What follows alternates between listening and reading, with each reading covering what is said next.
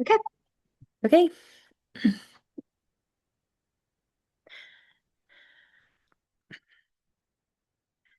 Hello. This is a training program for the Communities for All Ages program administered by the Mid-America Regional Council.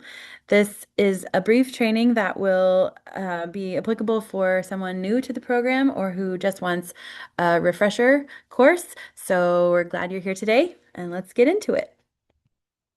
First of all, my name is Emily Randall with EJR Consulting. I support the Communities for All Ages program for Mark, but previously I worked for the city of Mission, Kansas, which was one of four pilot communities that helped to develop the program. And so I've had some touch on this program for over 12 years.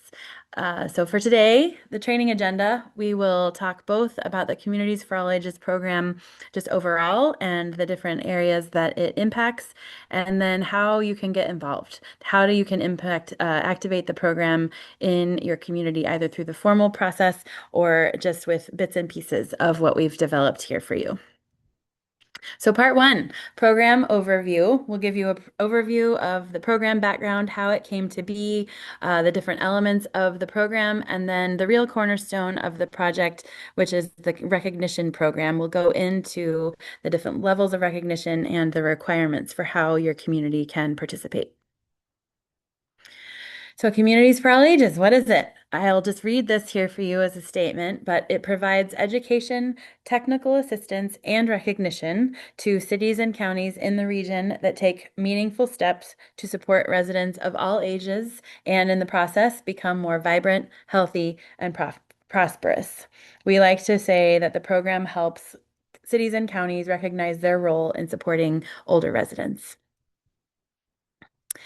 So I'll share demographic information for both the states of Missouri and Kansas. Between the years of 2010 and 2030, this is representing the shift in age distribution.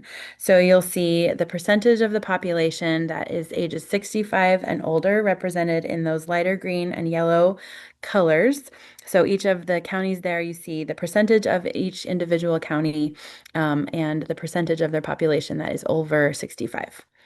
So here's Missouri, and then within this 20-year span, you see from 2010, there's Kansas, 2010 to 2030, that 20-year shift. So again, large shifts. So within a short amount of time. So what do communities do? How does that impact them, and how do they respond? Here you see more of the data there for the counties that are represented in Mark's jurisdiction in the metro area there. And then on the right, you see the percentage change represented numerically. So the background of this, so 2002, 2007, lots of work and research programming developed around nationwide and globally around some of these areas and the demographic shifts that we mentioned. In 2012, Mark launches the Casey for Aging and Community, which holds focus groups and educational workshops around this work and how we were to apply this within our own local region here. And then in 2014, the Communities for All Ages recognition program was developed. And again, this was those four pilot communities, and we worked together to develop program materials and to develop the structure for the recognition program. So, just a quote here to really kind of bring it home for everyone. The World Health Organization describes age-friendly environments for healthy and active aging by building and maintaining intrinsic capacity across the life course and enabling greater functional ability in someone with a given level of capacity. So, we just like to really set the table about the sort of why this program and how it impacts quality of life and the quality of community when these concepts are implemented. So again, local governments, we like to highlight the multidisciplinary areas of impact for this program, the ways that cities and counties can make a difference here across all departments, across all the different programs, policies, ways we communicate with residents, et cetera. So just really across purpose of service delivery for local governments, this program has relevance and you can make a difference. So the Communities for All Ages framework is structured around five domains of impact: public outdoor spaces and buildings, housing and commercial development, transportation and mobility, engagement, communication and contribution, and community and health services. So the program, again, designed to help communities respond to a rapid increase in the older adult population. The program materials we'll go over today and have developed for the program are free and open for use to anyone, whether or not you're formally going through this program or not. They're available on the website. And then formal recognition is available. So if you choose to engage in the program and go through the formal recognition program, we have elements of the program that will celebrate that accomplishment within our region here in Kansas City. The recognition program guides communities through three levels of activities and corresponding recognition. You have bronze, the awareness level, silver, assessment, and gold, implementation. So again, the city can engage in any of this work using any of those resources with or without technical assistance from Mark, but that assistance is available, and we'll talk about more of that in a minute. Here you see the Recognition Program Network.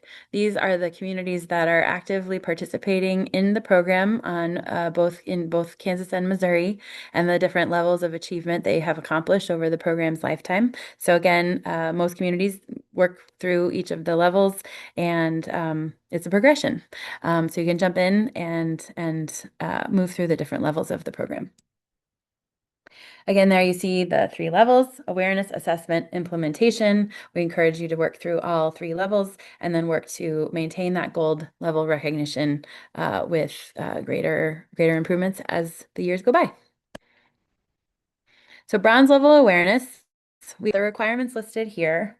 So really, this is about assembling the team, um, deciding to engage, deciding to take part in this program, adopting a resolution which really brings visibility to the program and sets the intention with your governing body to set the intention of becoming a community for all ages. It would include a presentation to your elected officials, your department staff, and appointed volunteer committee boards. This is really key. We like to emphasize this, that the work will be done by all of these folks. So really getting them on board and understanding the goals of the program is important. Community meetings. So this is again about bringing your residents along, sharing written materials, hosting a meeting, conducting a resident survey, and then building out a Communities for All Ages section on your website that will really share the intentions and the reasons for this work, and the improvements that you will soon be celebrating on your website as well. Silver level, this is the assessment level. You'd be expanding that internal team of your self-assessment group for a task force that would include cross-departmental staff, residents, and subject matter experts in each of those domains of impact that you see listed there. Then the assessment level also includes a meeting on each of those domains of impact using the self-assessment facilitation tool. So really, this is the team that you've assembled to get into the details of each of these subject areas and assessing how your community is doing, and then identifying the key goals, areas of opportunity, and action items within each section. Gold level, implementation and action. So the gold level requires a community to adopt a Communities for All Ages plan or incorporate Communities for All Ages principles into a major city plan. So you can see some of the examples of this on the right there. So the lens, the aging lens, the Communities for All Ages lens can be applied to things like the city's comprehensive plan, a Parks and Recreation master plan. We've had bike and pedestrian plans or communications plans included as well. So you would be calling out the Communities for All Ages actions within each of those plans to really highlight the ways that Communities for All Ages concepts have been identified and prioritized within the community's vision documents. So applying for recognition. So at any of the levels, once you've completed the requirements for that level, you would then submit your application through a form on the MARC website. Then a Communities for All Ages advisory team reviews and approves those recognitions.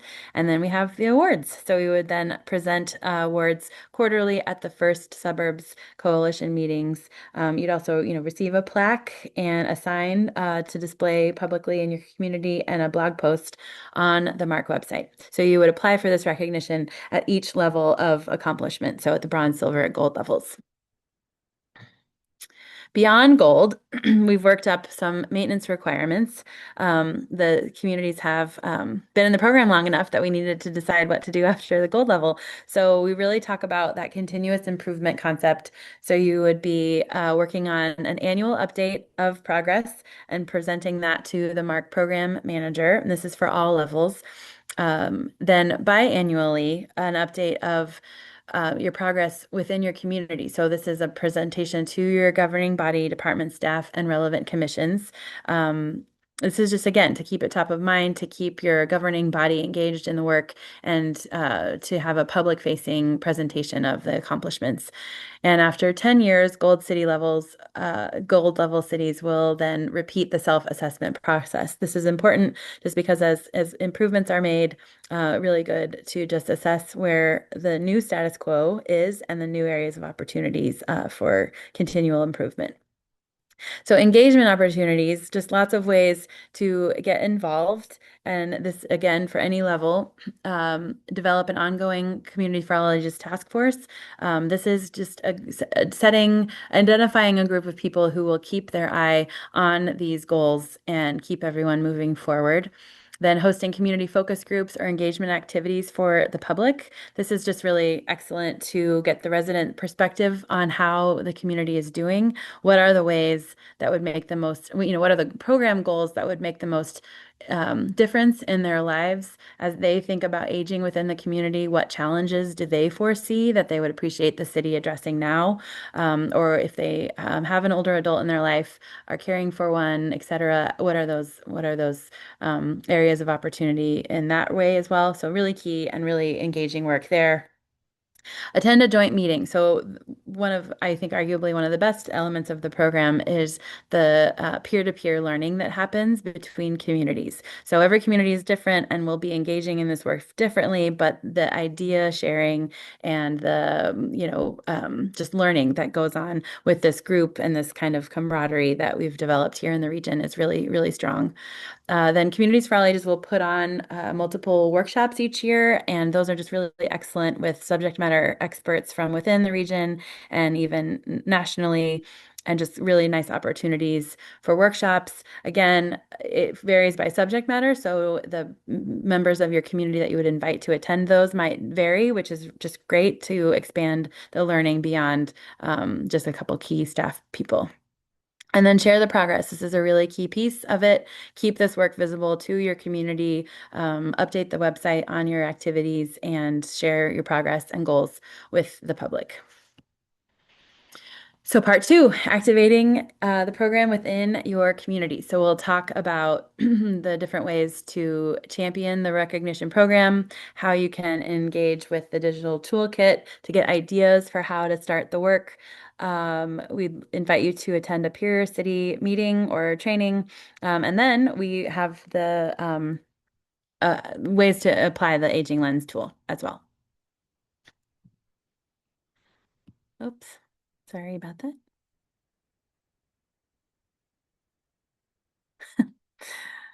Okay, sorry about that technical difficulty. Okay, so championing the recognition program. This is just really to what you want to do is just review your community's current status. So just determine whether or not your community is participating, if so, at what level, and then begin the work for new levels. If your community has already accomplished the gold level, again, review those maintenance requirements and dig in to see where opportunities exist for ongoing education. Then the digital toolkit. So this is a resource that's available on the MARC website. It is loaded with information. So I recommend starting of the types of work and goals and strategies that we're even discussing here today. So it provides examples for how local governments can improve the quality of life for older adults. It's free to anyone to access and is a really great starting point for a discussion. Each section of the toolkit will include recommended strategies that include best practice policies and actions for local governments, and then also includes just a hub of resources divided by those domains of impact that include, past recordings, slide presentations, and different tools from other presentations, examples of successes in other communities that you could learn from, just lots and lots of resources. So highly recommend checking the digital toolkit out. And there's that website for you to visit. And then again, the peer, city, or meeting or training, really encourage you to attend one of these. Make sure to join the email list so that you'll be included in all of those invitations. But you can register for those again there at that website. And then invite others. I really emphasize this. Invite others from your organization and community to attend. The more people that understand the goals of the program, the more people's ears who perk up when you hear exciting examples from other communities, the better. And the more that you can bake this work into your everyday tasks within your work. So then you see there are some recent training topics that just examples of really just excellent programming that we have had recently. So the All Ages Engagement Tool, we created this in 2025 as a kind of a quick reference guide to engaging with this work. So you'll see in this tool, we kind of describe the difference that this program can make once a community just chooses to apply the engagement principles. So you see the status quo, the way we currently offer services within our community, and then what is the prompt for action, that opportunity to make a difference, to change the status quo, to improve service delivery for more of your population, and then new models emerge and improved outcomes. So this tool just kind of guides you through that process. Again, opportunities for engagement. This is more of what the tool includes, but we just wanted to highlight it here so you're thinking kind of holistically about those opportunities for engagement. So in any of these moments when a community puts a bid out, calls for applications, sets goals and vision statements, is working through the budget, those are all key elements of, opportunities and moments in time that can really make a difference if you have the aging lens top of mind. So let's go through now the domains of impact just so you have a better sense of what the program addresses. For each of these, I'll describe a few key concepts so you have a sense of the ways that you can make a difference within your community within this structure. So public outdoor spaces and buildings. Key concepts include design, safety ramps, handrails, seating and signage, and proximity. So proximity to amenities within the community, walkability, and how those amenities are co-located to housing and other resources.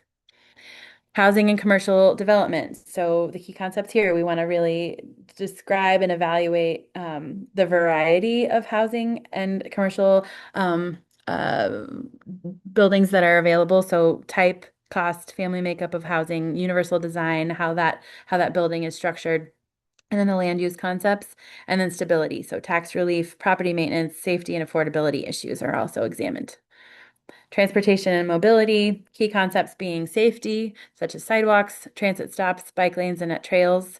And then information, how do you access transportation resources within the community through either rideshare, bus routes, paratransit, or microtransit. Engagement, communication, and contribution. Key concepts include photos, how we're representing older adults in photos, engagement, activities and in services, and emergency response, and then how we're involving older adults in employment, volunteering, civic participation, or community building. Community health and services. So this is access to immunizations, food access, and health screenings, and then partnerships the city can form with public health departments, health clinics, elder abuse prevention agencies, and others. So next steps for engagement. So first, like I recommend, visit the website, browse the digital toolkit, get a better sense of the kinds of activities that are included in the program. Familiarize yourself with your own community's progress, so current status of recognition, if any. If not, invite Mark to facilitate perhaps an internal meeting to build understanding of what the program entails, how you would begin to do the work. and then activate at the appropriate level of recognition. So just jump in, reach out, and begin where you are. So the staff contact information for the MARC office is listed there as well as the website, and we invite you to get engaged. So thanks for listening.